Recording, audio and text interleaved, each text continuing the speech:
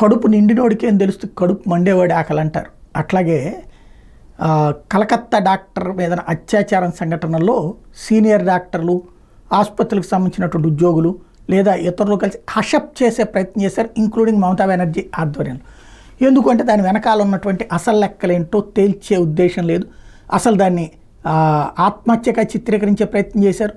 చివరికి జూనియర్ వైద్యులందరూ గొడవ చేసేటప్పటికి అప్పుడు రేప్ కేసు పెట్టారు. అయితే అప్పటికే అమ్మాయి పోస్ట్ మార్టం కూడా పూర్తి చేసేసి చివరికి దాన్ని ఏమంటారు తగలబెట్టే కార్యక్రమం కూడా చేశారు.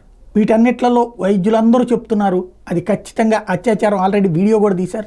ఆ రేపుకి సంబంధించినటువంటి విక్టిమ్ ఎవరైతే ఉంటారో ఆ అమ్మాయికి సంబంధించిన పోస్ట్ మార్టం వీడియో కూడా తీశారు. అది రేప్ అని తేలింది, రేప్ అని మర్డర్ అనే తేలింది. అట్లాంటి సంఘటనల సందర్భంగా కూడా కాపాడుకొస్తున్నటువంటి మమతా బెనర్జీ సర్కార్కి పోలీసులే వెన్నెముక లేనటువంటి వాళ్ళుగా తయారయ్యారు. కాబట్టి పోలీసులకి షాక్ ఇస్తూ ఒక వెన్నుపూసను పంపించారనమాట. ఇది వాళ్ళకి పంపించి కాస్త వెన్నుముకతో పనిచేయండి అని చెప్పేసి ఓ రకమైనటువంటి సిగ్నల్ సింబల్ ఇచ్చారనమాట.